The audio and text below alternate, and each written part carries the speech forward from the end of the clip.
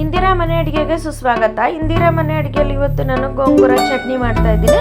ಗೋಂಗೂರ ಚಟ್ನಿ ಮಾಡೋದಕ್ಕೆ ನಾವು ಮೊದಲಿಗೆ ಒಂದು ಬಾಣಲಿ ತಗೊಂಡು ಬಿಸಿಗಿಟ್ಕೊಳ್ಳೋಣ. ಬಿಸಿಗಿಟ್ಕೊಂಡಾದ್ಮೇಲೆ ಅದಕ್ಕೆ 1/4 ಸ್ಪೂನ್ ಮೆಂತ್ಯ ಹಾಕ್ತಾ ಇದ್ದೀನಿ. ಮೆಂತ್ಯ ಹಾಕಿದ್ಮೇಲೆ ಧನಿಯಾ ಅರ್ಧ ಸ್ಪೂನ್ ಹಾಕಿದ್ದೀನಿ.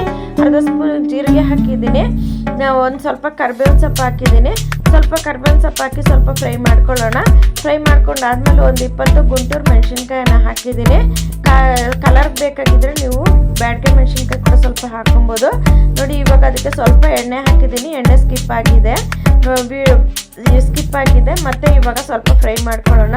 ಫ್ರೈ ಮಾಡ್ಕೊಂಡಾದ್ಮೇಲೆ ಸ್ವಲ್ಪ ಬೆಳ್ಳುಳ್ಳಿ ಹಾಕಿದ್ದೀನಿ. 1 ಗಡ್ಡೆ ಬೆಳ್ಳುಳ್ಳಿ ಅರ್ಧ ಹಾಕಿದ್ದೀನಿ. ಅರ್ಧ ಹಾಕಿ ಸ್ವಲ್ಪ ಹುರ್ಕೊಂಡು ನೋಡಿ ಇವಾಗ ತಣ್ಣಗಾಗಕ್ಕೆ ಬಿಡೋಣ. ತಣ್ಣಗಾದ್ಮೇಲೆ ನಾವು ಮಿಕ್ಸಿಲಿ ತರಕಾರಿಯಾಗಿ ರುಬ್ಕೊಳ್ಳೋಣ. ಮಿಕ್ಸಿಲಿ ರುಬ್ಬೋದನ್ನು ನಾನು ತೋರಿಸಿಲ್ಲ, ವಿಡಿಯೋ ದೊಡ್ಡದಾಗುತ್ತೆ ಅಂತ. ಮತ್ತು ಇವಾಗ ನಾವು ಅದೇ ಬಾಣಲಿನ ಸ್ಟವ್ ಮೇಲೆ ಇಟ್ಕೊಂಡಿದ್ದೀವಿ. ಸ್ಟವ್ ಮೇಲೆ ಇಟ್ಕೊಂಡು 1 ಕಟ್ಟು ಗೋಂಗೂರ ಸೊಪ್ಪನ್ನು ಚೆನ್ನಾಗಿ ತೊಳೆದು ಸೋರಾಕಿ ಮತ್ತು ನೀರೆಲ್ಲ ಸೋರಿಸಿ ಅದಕ್ಕೆ ಬಾಣಲಿಗೆ ಹಾಕ್ಕೊಂಡಿದ್ದೀನಿ.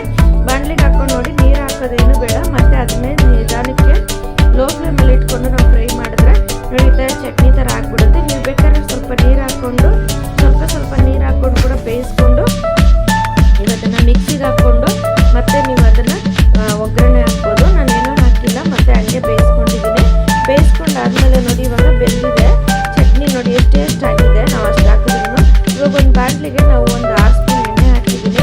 6 ಸ್ಪೂನ್ ಎಣ್ಣೆ ಹಾಕಿದ್ಮೇಲೆ ಅರ್ಧ ಸ್ಪೂನ್ ಸಾಸಿವೆ ಹಾಕಿದ್ದೀನಿ. ಸಾಸಿವೆ ಹಾಕಿದ್ಮೇಲೆ ಸ್ವಲ್ಪ ಜೀರಿಗೆ ಹಾಕೋಣ ಒಗ್ಗರಣೆಗೆ. ಸ್ವಲ್ಪ ಜೀರಿಗೆ ಹಾಕಿದ್ಮೇಲೆ ಉಳಿದಿರೋ ಬೆಳ್ಳುಳ್ಳಿನ ಜಜ್ಜಿ ಹಾಕಿದ್ದೀನಿ. ಸ್ವಲ್ಪ ಕರಿಬೇವಿನ ಸೊಪ್ಪು ಹಾಕಿದ್ದೀನಿ.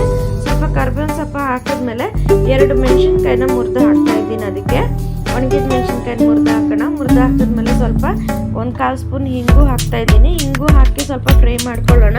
ಫ್ರೈ ಮಾಡ್ಕೊಂಡ್ಮೇಲೆ ಇವತ್ತು ಬೇಯಿಸಿಟ್ಕೊಂಡಿರೋ ಚಟ್ನಿನ ಇದಕ್ಕೆ ಹಾಕ್ಬಿಟ್ಟು ಮತ್ತು ಮಿಕ್ಸಿಗೆ ಹಾಕಿರೋ ಪೌಡ್ರನ್ನ ಕೂಡ ಇದಕ್ಕೆ ಹಾಕ್ಬಿಟ್ಟು ಮಿಕ್ಸ್ ಮಾಡಿಬಿಟ್ಟು ಎಣ್ಣೆ ಬಿಡೋ ತನಕ ಸ್ವಲ್ಪ ಫ್ರೈ ಮಾಡ್ಕೊಳ್ಳೋಣ. ಫ್ರೈ ಮಾಡ್ಕೊಂಡಾದ್ಮೇಲೆ ನೋಡಿ ಸ್ವಲ್ಪ ಸಾಲ್ಟ್ ಹಾಕೋಣ. ಇದು ಹುಳಿ ಇರುತ್ತೆ. ಖಾರ ಉಪ್ಪು ಸ್ವಲ್ಪ ಜಾಸ್ತಿನೇ ಇಡಿಸುತ್ತೆ ಇದಕ್ಕೆ.